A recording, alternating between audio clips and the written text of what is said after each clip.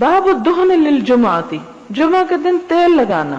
حدثنا آدم قال حدثنا ابن ابی ذئب عن سعید المقبری قال اخبرنی ابی عن ابن ودیعہ عن سلمان الفارسی قال قال النبی صلی اللہ علیہ وسلم، آپ صلی اللہ علیہ وسلم نے فرمایا، لا یغتسل رجل یوم الجمعۃ، نہیں غسل کرتا کوئی شخص جمعے کے دن، ویتطہر ما استطاع من طہر، اور پاک ہوتا ہے جو استطاعت رکھتا ہے پاک ہونے میں یعنی صفائی کرنے میں، ویدہن من دہنہ، اور تیل لگاتا ہے اپنے تیل میں سے، اور یمس من طیب بیتہ، یا خوشبو لگاتا ہے اپنے گھر کی خوشبو میں سے، ثم یخرج، پھر وہ نکلتا ہے، فلا یفرق بین اثنین، پھر نہیں وہ جدائی ڈالتا دو لوگوں کے درمیان، ثم یصلی، پھر وہ نماز پڑھتا ہے، ما کتب لہ، جو اس کے لیے قسمت میں ہو، ثم ینصت، اور پھر چپ رہتا ہے، اذا تکلم الامام، جب امام بول رہا ہوتا ہے، الا غفر لہ، یہ جو پہلے لا آیا نا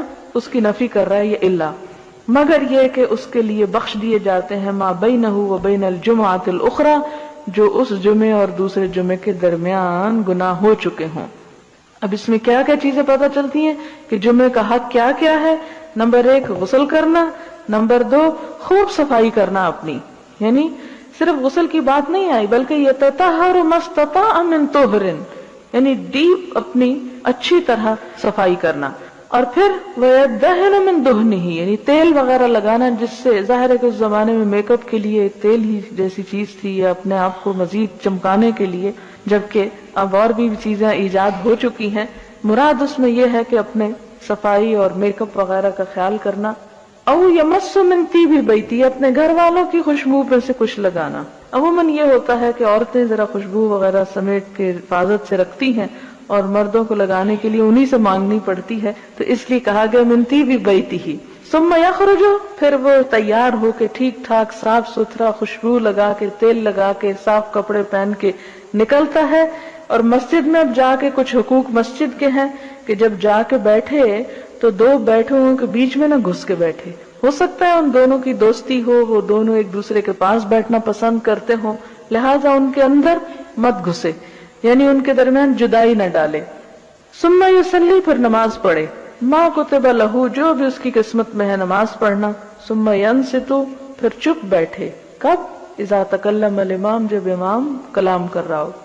تو ایسا شخص جو اس ادب اور احترام کے ساتھ جمعے کی نماز ادا کرتا ہے، اس کے لیے وعدہ ہے کہ پھر اس کے 1 ہفتے کے گناہ معاف ہو جاتے ہیں.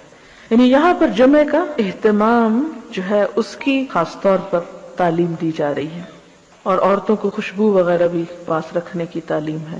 حدثنا ابو الیمان قال اخبرنا شعیب عن الزہری قال طاووس قلت لابن عباس ذكروا ان النبي صلی اللہ علیہ وسلم قال اغتسلوا يوم الجمعة واغسلوا رؤوسكم، کہ جمعے کے دن نہاؤ اور اپنے سر بھی دھو، یعنی کوئی صرف نیچے نیچے کا حصہ نہا کے نہ آ جائے بلکہ سر بھی دھوئے. وَإِن لَمْ تَكُونُوا جُنُبًا، اگرچہ تم جنبی نہ ہو، کیونکہ عموماً انسان جنابت کی حالت میں سر دھونے کا اہتمام کرتا ہے، لیکن فرمایا کہ جمعے کے دن بھی سر دھو. اسی لیے پچھلی حدیث میں آیا کہ ایسا غسل کرے جیسے جنابت کے لیے کیا جاتا ہے. وَأَصِيبُوا مِنَ الطِّيبِ، اور خوشبو لگاؤ. قال ابن عباس اما الغسل فنعم اما الطیب فلا ادری، تو ابن عباس کہتے ہیں کہ غسل کا حکم تو ٹھیک ہے لیکن طیب خوشبو اس کا نہیں مجھے معلوم کہ یہ بھی اسی درجے کا حکم ہے جیسے غسل کا، کہ اگر کسی کے پاس خوشبو ہے ہی نہیں بیچارے کے تب وہ تو گیا، تو نہیں اس کے اوپر وہ پابندی نہیں جتنی غسل، کیونکہ غسل تو پانی سے ہو جاتا ہے جبکہ خوشبو کے لیے پیسے بھی لگتے ہیں، تو اس میں دونوں کا حکم پھر ایک جیسا نہیں ہو سکتا کہ سب شاید افورڈ نہ کر سکے ایون خوشبودار صابن سے بھی نہانا. آپ دیکھ سکتے ہیں کہ اسلام میں کتنی وسعت ہے اور اس چیز کا لحاظ رکھا گیا کہ لوگ اپنی حیثیت اور اپنی ضروریات کے مطابق بھی اپنے آپ کو صاف ستھرا رکھ سکتے ہیں. حدثنا ابراہیم بن موسیٰ قال اخبرنا ہشام ان ابن جریج اخبرهم قال اخبرني ابراہیم بن میسرہ عن طاووس عن ابن عباس رضی اللہ عنہما انه ذکر قول النبی صلی اللہ علیہ وسلم فی الغسل یوم الجمعہ فقلت لابن عباس ایمس طیبا، میں نے ابن عباس سے کہا کہ کیا خوشبو لگائے، او دہنن یا تیل، ان کان عند اہلہ، اگر اس کے گھر والوں کے پاس ہو. فقال لا اعلمہ، تو کہتے ہیں یہ مجھے معلوم نہیں. باب یلبس احسن ما یجد، پہنے عمدہ لباس جو وہ پاتا ہے، یعنی جمعے کے دن عام لباس سے بہتر لباس پہننے کی بات. حدثنا عبداللہ ابن یوسف قال اخبرنا مالک عن نافع عن عبداللہ ابن عمر ان عمر ابن الخطاب رأى حلة سیراء عند باب المسجد.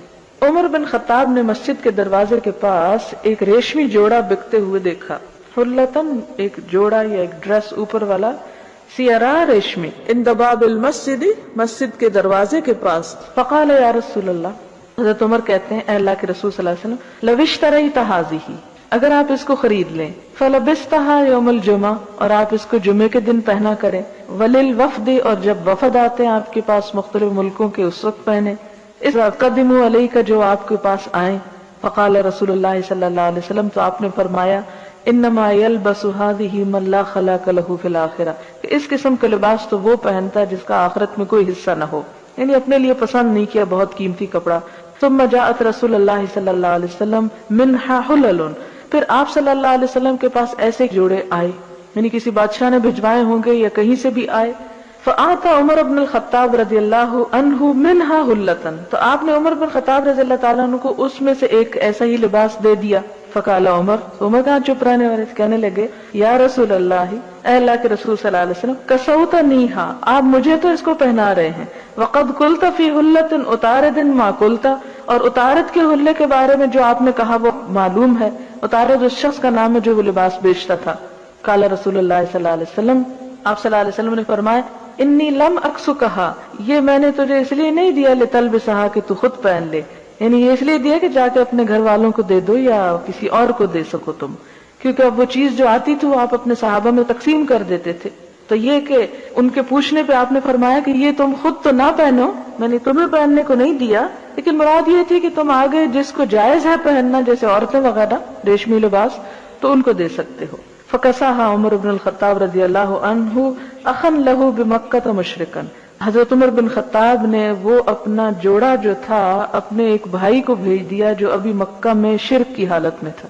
یعنی اس سے کیا پتہ چلتا ہے کہ ایسی چیز غیر مسلم لوگوں کو بطور تحفہ دی جا سکتی ہے جو بذات خود تو حرام نہ ہو، لیکن اس کا استعمال مخصوص حالت میں حرام ہو. مثلا شراب آپ تحفے میں نہیں دے سکتے، لیکن ریشمی کپڑا جو ہے وہ مرد کے لیے حرام لیکن عورت کے لیے حلال ہے، تو فی ذات ہی وہ حرام چیز نہیں ہے، یعنی ریشم حرام خود تو نہیں ہے، اس کا استعمال مرد کے لیے حرام ہے.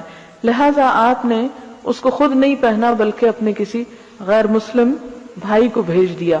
اور بھائی سے مراد حقیقی بھی ہو سکتا ہے اور بھائی سے مراد یعنی دوست بھی ہو سکتا، فرینڈ. تو اس سے کیا پتہ چلتا ہے کہ نان مسلمز کو آپ تحفہ دے سکتے ہیں. باب السواک یوم الجمعہ، جمعہ کے دن مسواک کرنا.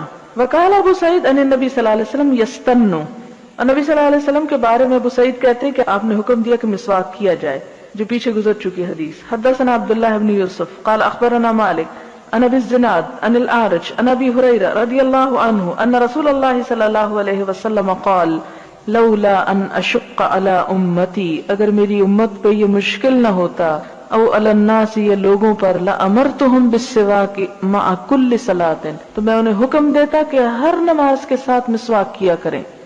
حدثنا ابو معمر قال حدثنا عبد الوارث قال حدثنا شعیب بن الحبحاب قال حدثنا انس قال قال رسول اللہ صلی اللہ علیہ وسلم اکثرت علیکم فی السواک، آپ صلی اللہ علیہ وسلم نے فرمایا کہ میں نے بہت کچھ کہہ دیا تم کو مسواک کے بارے میں. اکثر تو نہیں، بہت کثرت سے کہا. حدثنا محمد بن كثير قال اخبرنا سفيان عن منصور وحسين عن ابي وائل عن حذيفة قال كان النبي صلی اللہ علیہ وسلم اذا قام من الليل يشوص فاه، کہ آپ صلی اللہ علیہ وسلم جب رات کے وقت اٹھتے تو اپنے دانتوں کو مسواک کیا کرتے تھے. یسوس کا مطلب ہوتا ہے دائیں سے بائیں پھرنا. تو یہ تہجد کے لیے اگر مسواک ہے تو پھر جمعے کے لیے تو اور بھی شرط ہے. باب من تسوق بسواک غیرہ، اگر کوئی شخص کسی دوسرے کا مسواک استعمال کر لے، کیا اس کی اجازت ہے؟ جیسے گھر میں بہن بھائی کبھی کر لیتے ہیں. حدثنا اسماعیل قال حدثني سلیمان بن بلال قال قال هشام بن عروہ اخبرني ابی ان عائشہ رضی اللہ عنہا قالت دخل عبد الرحمن بن ابی بکر، داخل ہوئے عبد الرحمن بن ابی بکر ومعه سواکن، اور ان کے پاس مسواک تھی. یہ عبد الرحمن جو ہے یہ حضرت عائشہ کے بھائی ہیں کہ وہ کمرے میں آئے اور ان کے ہاتھ میں مسواک پکڑی ہوئی تھی. یستن بہ، اور وہ مسواک کر بھی رہے تھے. فنظر الیہ رسول اللہ صلی اللہ علیہ وسلم، تو حضور صلی اللہ علیہ وسلم نے ان کی طرف دیکھا. فقلت لہ، تو میں نے اپنے بھائی کو کہا، آتنی ھذا السواک یا عبد الرحمن، عبد الرحمن یہ مسواک مجھے دے دو. فآتانیہ، تو انہوں نے وہ ان کو دے دی. فقسمتہ، تو وہ کہتی ہیں میں نے اس کو توڑا. ثم مضغتہ، پھر میں نے اس کو چبایا. فآتیتہ رسول اللہ صلی اللہ علیہ وسلم، تو میں نے اسے حضور صلی اللہ علیہ وسلم کو دے دیا. فاستن بہ، آپ نے اس سے مسواک کیا. ومستند الی صدری، اور آپ میرے سینے کے ساتھ ٹیک لگائے ہوئے تھے. اس سے دو باتیں پتہ چلتی ہیں. ایک تو یہ ہے کہ حضرت عائشہ انتہائی ذہین تھی کہ صرف حضور صلی اللہ علیہ وسلم کی نظر مسواک پہ پڑنے سے پہچان گئی کہ آپ کا دل چاہ رہا ہے مسواک کرنے کو. اس کو کہتے ہیں کامن سینس، کہ انسان زبان سے بلوانے کی بجائے دوسرے کی نگاہوں کا پیغام سمجھے کہ کوئی کیا کہنا چاہ رہا ہے. اور جتنی زیادہ یہ چیز ڈیولپ ہو جاتی اتنے دوسرے کے ساتھ تعلقات جو ہیں وہ زیادہ خوشگوار ہو جاتے ہیں. اور یہ اس وقت آتا ہے کہ جب ایک دوسرے کو میاں بیوی سمجھنے کی کوشش کریں، اور یہ ازدواجی زندگی کو خوشگوار بناتی ہے یہ بات. پھر اس کے بعد آپ دیکھیں کہ دوسری بات کیا پتہ چلتی ہے کہ انہوں نے حضور صلی اللہ علیہ وسلم کو وہ دیا اور چبا کے دیا، کیونکہ آپ بیمار بھی تھے تو مسواک جو ہوتا ہے وہ سخت ہوتا ہے اور اس کو کرنے سے پہلے اس کے ریشوں کو نرم کرنا پڑتا ہے، جس سے یہ پتہ چلتا ہے کہ وہ جو جھوٹا والی بات ہے وہ اسلام میں نہیں ہے. اگر ویسے کسی کی طبعی اپنی کمزوری کی وجہ سے کسی کا جھوٹا نہیں لے سکتا تو نہ لے، لیکن عورت کا لعاب دہن جو ہے وہ مرد کے لیے ناپاک نہیں ہے، اسے استعمال کیا جا سکتا ہے. یعنی جیسے بیوی کا لعاب دہن جو ہے وہ شوہر کے لیے. کہ ایک اور جگہ پر آتا کہ حضرت عائشہ نے ایک دفعہ بوٹی کھا کر رکھی تو حضور صلی اللہ علیہ وسلم نے اسی جگہ سے اس کو دوبارہ کھایا. تو اس سے بھی پتہ چلتا ہے کہ ان کے درمیان باہم کس قسم کے تعلقات تھے. پھر اسی طرح ایک اور بات یہاں سے یہ پتہ چلتی ہے کہ حضور صلی اللہ علیہ وسلم بیماری کی حالت میں حضرت عائشہ پر ٹیک لگائے ہوئے تھے اور ان کے بھائی اندر آتے ہیں تو حضور صلی اللہ علیہ وسلم اسی حالت میں لیٹے رہتے ہیں. یعنی اس سے کیا پتہ چلتا ہے کہ اگر شوہر اپنی بیوی کے ساتھ بیٹھا ہوا ہے تو دوسروں سے ڈرنے کی ضرورت ہے. ہمارے معاشرے میں تو یہ ہے کہ ایک جگہ پر کھانے کی بھی اجازت نہیں ہوتی میاں بیوی کو. عموماً اس چیز کا رواج ہے کہ اس کو بڑا معیوب سمجھا جاتا ہے، حالانکہ یہ ایک ایسا تعلق ہے کہ جس میں حیا کے وہ تقاضے نہیں کہ جو کسی اور جگہ پر ہو سکتے ہیں. اس لیے اس قسم کی چیزیں پیدا کر کے ایک مصنوعی ماحول پیدا کرنا اور یہ ظاہر کرنا بظاہر اجنبی نظر آنا کہ جی ہمارا تو آپس میں کوئی تعلق ہی نہیں ہے اور ہم تو ایک دوسرے کے لگتے ہی کچھ نہیں ہیں، تو یہ چیزیں جو ہیں یہ شاید اس لیے کہ عموماً ہمارے ہاں ساس یا نندے وغیرہ یا اور رشتہ دار جیلس ہو جاتے ہیں تو پھر اس کو اوائڈ کرنے کے لیے کہ نظر نہ لگ جائے تعلقات کو، تو اس لیے شاید یہ ساری چیزیں کی جاتی ہیں. ہمارا آن دا ہول ایک معاشرے کا ٹرینڈ ہے. لیکن ہم دیکھتے ہیں کہ حضور صلی اللہ علیہ وسلم اور ازواج مطہرات کٹھر پاس بھی بیٹھے ہوئے ہیں، اگر ایک دوسرے پہ ٹیک بھی لگائے ہوئے ہے تو اس کو معیوب نہیں سمجھا گیا.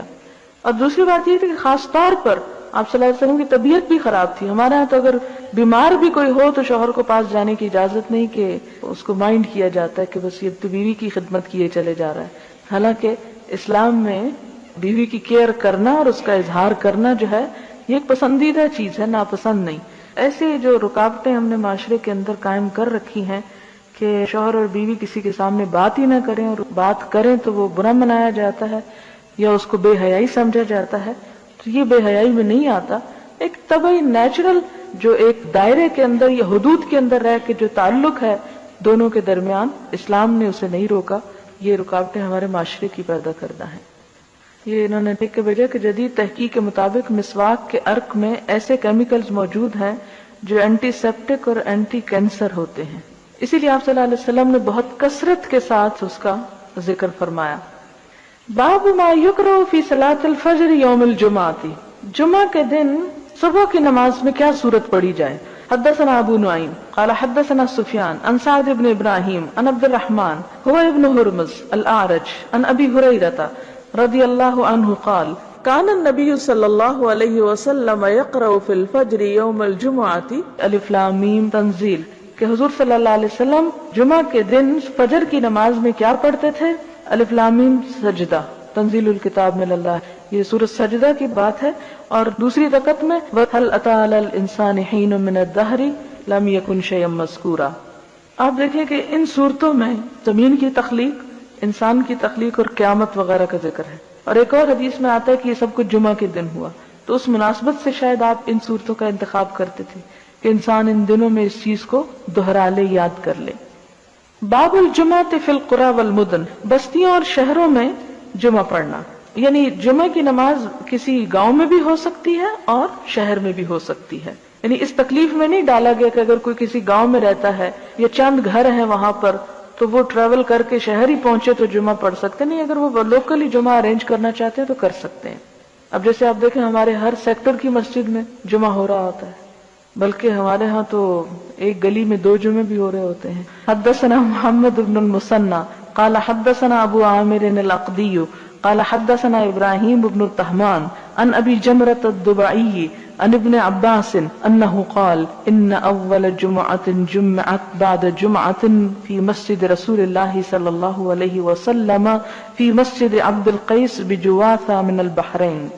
حضرت ابن عباس کہتے ہیں کہ پہلا جمعہ جو جمعہ ہوا مسجد نبوی کے علاوہ وہ مسجد عبد القیس میں ہوا جو جواثہ کے مقام پر تھی. جواثہ جگہ کا نام ہے.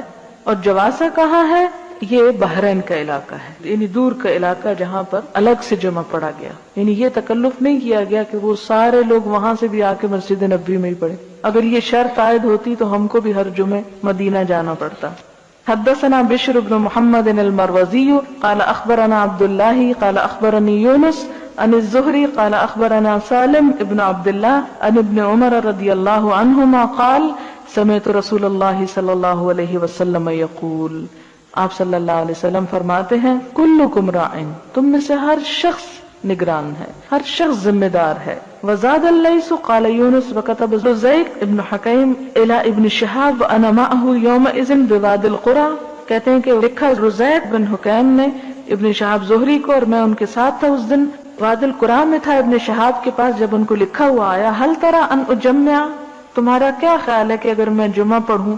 ورزیق عامل علی ارض یعملها، اور رزیق جو تھے اپنی زمین میں یعنی دور دراز علاقہ تھا کھیتی باڑی کرتے تھے. وفیہا جماعت من السودان، اور ان میں کچھ حبشی لوگ تھے.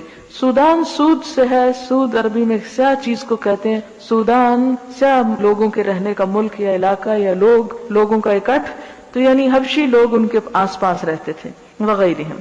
ورزیق یومئذ علی ایلہ، اور رزیق ان دنوں میں ایلہ میں تھے یعنی ایلہ کے حاکم تھے. فکتب ابن شہاب، تو انہوں نے ابن شہاب سے ایک فتویٰ پوچھا، اور ابن شہاب وادی القری میں تھے. وَأَنَا أَسْمَعُ، اور میں نے سنا، يَأْمُرُهُ أَن يُجَمِّعَ، کہ وہ انہیں حکم دے رہے تھے کہ لوگوں کو اسی علاقے میں ملا کے جمعہ پڑھ لو. يُخْبِرُهُ أَنَّ سَالِمًا حَدَّثَهُ، اور ان کو ابن شہاب نے کیا دلیل دے کے بھیجی کہ سالم کون تھے؟ عبداللہ بن عمر کے بیٹے تھے. کہ سالم حدثه ان عبداللہ ابن عمر قال سمعت رسول اللہ صلی اللہ علیہ وسلم یقول، یعنی ابن شہاب الزہری نے حدیث بھی لکھ کے بھیجی ان کے سوال کے جواب میں. کیا؟ کلکم راع وکلکم مسئول عن رعیتہ، کہ ہر شخص نگران ہے اور ہر شخص اپنی رعیت کے بارے میں پوچھا جائے گا. تو یہ حدیث یہاں کیوں لکھ رہے ہیں؟ ان کو بتانے کے لیے کہ جس علاقے میں تم رہ رہے ہو وہاں کے حبشی لوگ جو ہیں وہ تمہاری رعیت ہیں، تم ان کے ذمہ دار ہو، لہذا ان کو جمعہ بھی پڑھا سکتے ہو. الامام راعٍ، امام بھی نگران ہے. الامام، اب یہ مسجد کا امام بھی ہو سکتا ہے اور شہر کا امام بھی. ومسئول عن رعیتہ، وہ بھی اپنی رعیت کے بارے میں پوچھا جائے گا. ورجل راعٍ فی اہلہ، اور ایک شخص بھی اپنے گھر والوں کا نگران ہے. وہو مسئول عن رعیتہ، اور اپنی رعیت کے بارے میں اس سے پوچھا جائے گا. رعیت سے مراد جن کی نگرانی اس پر لازم آتی ہو. والمرأۃ راعیۃ، عورت بھی نگران ہے. فی بیت زوجہا، اپنے شوہر کے گھر میں. مسئولۃ عن رعیتہا، اس سے اس کی رعیت کے بارے میں پوچھا جائے گا. والخادم راع، نوکر بھی راعی ہوتا ہے، نوکر بھی ذمہ دار ہوتا ہے. کس چیز میں؟ فی مال سیدہ، اپنے آقا کے مال میں. مسئول عن رعیتہ، اور اس سے پوچھا جائے گا اس کی رعیت کے بارے میں کہ جو اس کو کچن کا آٹا، دال، چاول، چینی، گھی دیا تھا اسے ضائع تو نہیں کرتا رہا، اس سے بھی سوال ہوگا. قال وحسبت ان قد قال، اور کہتے ہیں کہ میں یہ سمجھتا ہوں کہ اس نے کہا. والرجل راع فی مال ابیہ، اور ایک شخص اپنے باپ کے مال میں بھی نگران ہوتا ہے. وَهُوَ مَسْئُولٌ عَنْ رَعِيَّتِهِ وَكُلُّكُمْ رَاعٍ وَمَسْئُولٌ عَنْ رَعِيَّتِهِ، ہر شخص نگران ہے اور ہر شخص سے اس کی نگرانی میں دی ہوئی چیزوں کے بارے میں پوچھا جائے گا کہ ان کے ساتھ اس نے کتنی ذمہ داری نبھائی اور کتنا ان کا خیال رکھا۔ اس میں آپ دیکھیں کہ ایک تو یہ ہے کہ ایک انسان کسی بھی حیثیت میں ہے تو وہ نگران ہے، اور ایک یہ ہے کہ اگر اس کے سامنے کوئی بھی نہیں، اکیلا کسی قید خانے میں ہے مثلاً، تو وہ کہے میں تو نگران نہیں ہوں، تو کلکم سے تو نکل گیا نہیں، وہ پھر اپنے ہاتھ پاؤں اور اپنے جسم اور اپنی صلاحیتوں پر نگران ہے، ان کا ذمہ دار ہے۔ اس سے یہ پوچھا جائے گا کہ اس نے اپنے جسم کا حق کتنا ادا کیا، ان سے اپنی قوتوں سے کیا کام لیا۔ اسی لیے وہ دعا پڑھتے ہیں نا کہ متعنا باسماعنا وابصارنا وقواتنا، کہ ہماری قوتوں سے بھی ہم کو فائدہ اٹھانے کی توفیق دے، کیونکہ ہم اس پہ نگران بنائے گئے ہیں۔ باب هل علی من لم یشهد الجمعة غسل من النساء والصبیان، کہ عورتوں اور بچوں میں سے جو جمعے کے لیے حاضر نہ ہو کیا وہ بھی نہا لیں، وغیرہم، اور ان کے علاوہ اور لوگ بھی۔ وقال ابن عمر، ابن عمر کہتے ہیں انما الغسل علی من تجب علیہ الجمعہ، ابن عمر کی رائے یہ ہے کہ جمعے کا غسل اسی پہ واجب ہے جو جمعہ پڑھتا ہو، جو جمعہ نہ پڑھنے جائے گھر میں رہ رہا ہے تو وہ اگر غسل نہیں کرتا تو اس کے اوپر وہ پکڑ نہیں ہے۔ حدثنا ابو الیمان قال اخبرنا شعیب عن الزہری قال حدثني سالم بن عبد الله انه سمع عبد الله بن عمر يقول سمعت رسول الله صلی اللہ علیہ وسلم يقول، عبداللہ بن عمر حضور صلی اللہ علیہ وسلم کی بات بتاتے ہیں کہ آپ نے فرمایا من جاء منکم الجمعۃ فلیغتسل، جو جمعہ پڑھنے آئے اسے چاہیے کہ غسل کرے۔ اس سے کیا پتہ چلتا ہے کہ بچے، عورتیں، معذور، مسافر، ان پہ جمعہ کا غسل واجب نہیں لیکن افضل ہے، پسندیدہ ہے، کرنا چاہیے۔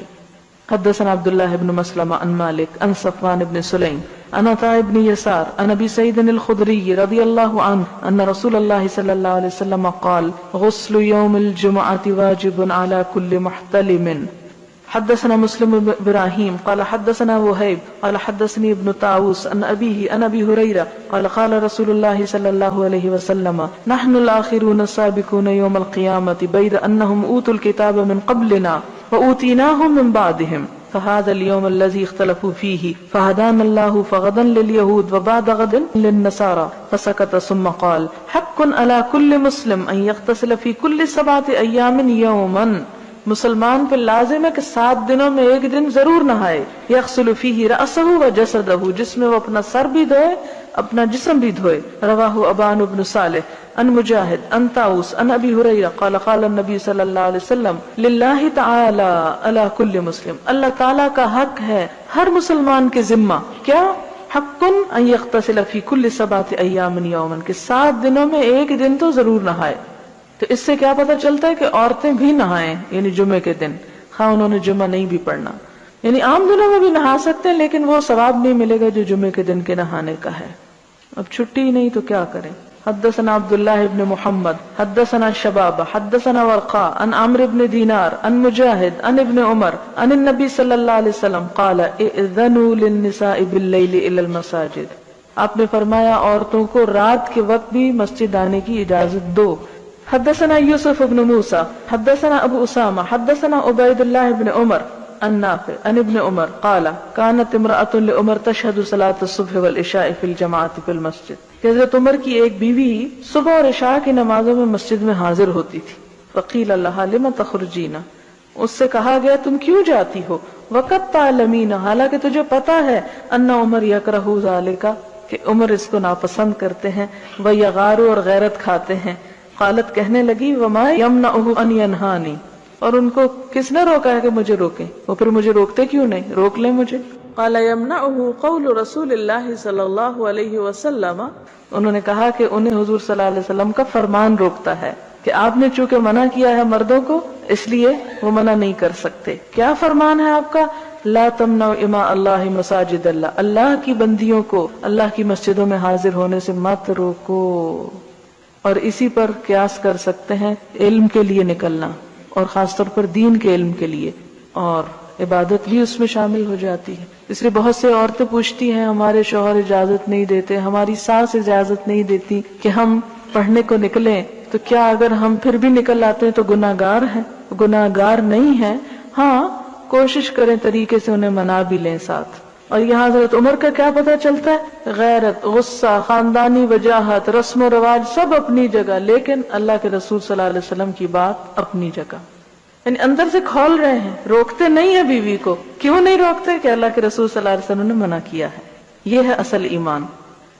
باب الرخصت، رخصت ان لم يحضر الجمعة في المطر، اگر کوئی بارش کی وجہ سے جمعے میں نہ جائے، یعنی اس چیز کی اجازت ہے. حدثنا مسدد قال حدثنا اسماعیل قال اخبرني عبد الحمید صاحب الزیادی قال حدثنا عبد الله بن الحارث ابن عم محمد بن سیرین قال ابن عباس لمؤذنه في يوم مطیر.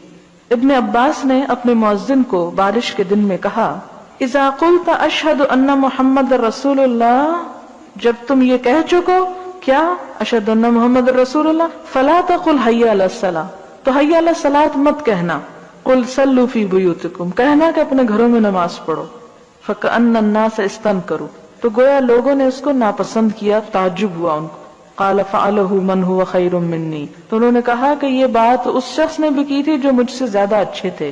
ان الجمعۃ عظمۃ، کہ جمعہ تو فرض ہے، وانی کرہت ان اخرجکم، لیکن مجھے ناپسند ہوا کہ میں تمہیں گھروں سے نکالوں. فتمشون فی الطین والدحض، کہ تم نکلو مٹی میں اور کیچڑ میں، پھسلنے میں. دحض کا مطلب ہوتا ہے پھسلنا، یعنی پھسلن میں نکل کے پھسل کے گرو، اس سے بہتر ہے کہ گھر میں ہی نماز پڑھ لو. لیکن اگر سڑکیں مٹی کی نہ ہو اور پھسلنے کا ڈر نہ ہو، ویسے ہی بارش ہو رہی ہے اور پکی سڑک ہے، چھتری بھی اویلیبل ہے، تو اس صورت میں گھر نہیں بیٹھنا چاہیے، جمعے کے لیے چلے جانا چاہیے. یہ صرف اس صورت میں کہ جب جانا خطرناک ہو، گرنے کا، چوٹ کھانے کا، ہڈی توڑانے کا ڈر ہو. باب من این تؤتی الجمعہ، کہاں کہاں سے جمعہ کے لیے آیا جا سکتا ہے، کتنی دور سے جمعہ کے لیے آنا چاہیے.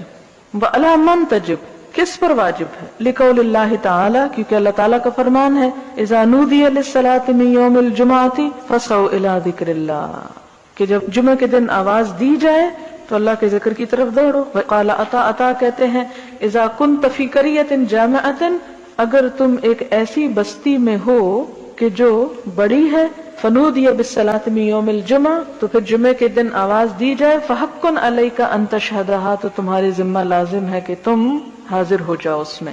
سمعت النداء او لم تسمعہ، خواہ تم آواز سنو یا نہ سنو.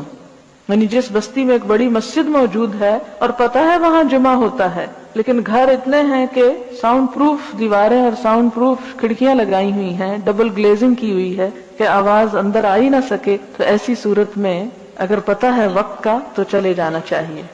یعنی یہ عذر کافی نہیں کہ جی اللہ تعالیٰ نے فرمایا کہ جب آذان سنو تو جمعہ پڑھنے آؤ، ہم نے آذان ہی نہیں سنی اس لیے کیا کرتے. وکان انس رضی اللہ عنہ فی قصرہ، حضرت انس رضی اللہ تعالیٰ عنہ اپنے گھر میں ہوتے، اور قصر ہوتا ہے یعنی محل، یعنی بڑا سا گھر تھا. احیانا یجمع احیانا لا یجمع، کبھی جمعے کو آتے کبھی نہ آتے. وہ بالزاویہ، کیونکہ اس وقت وہ زاویہ جگہ پر تھے، علی فرسخین، جو بصرے سے 6 میل دور تھا.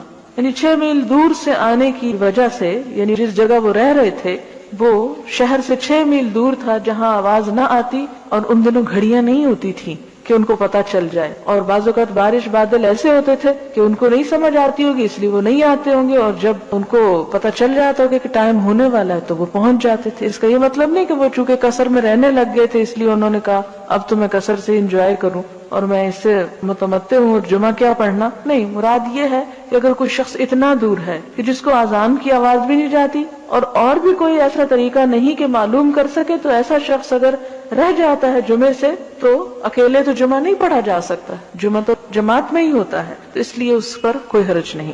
حدثنا احمد بن صالح قال حدثنا عبد الله بن وهب قال اخبرني عمرو بن الحارث عن عبيد الله بن ابي جعفر ان محمد بن جعفر بن الزبير حدثه عن عروة بن الزبير عن عائشة زوج النبي صلى الله عليه وسلم قالت كان الناس، تھے لوگ، ينتابون يوم الجمعة، باری باری حاضر ہوتے جمعے کے دن، من منازلهم، اپنے گھروں سے، والاوالی، اور بلند جگہوں سے، فيأتون في الغبار، تو آتے تھے وہ غبار میں، یصیبہم الغبار والعرق، کہ ان کے اوپر مٹی اور پسینہ ہوتا، فیخرج منہم العرق، تو ان کا پسینہ نکل رہا ہوتا. فأتى رسول اللہ صلی اللہ علیہ وسلم انسان منہم وہو عندی، آیا آپ کے پاس ان میں سے کوئی انسان حالانکہ آپ میرے پاس بیٹھے ہوئے تھے.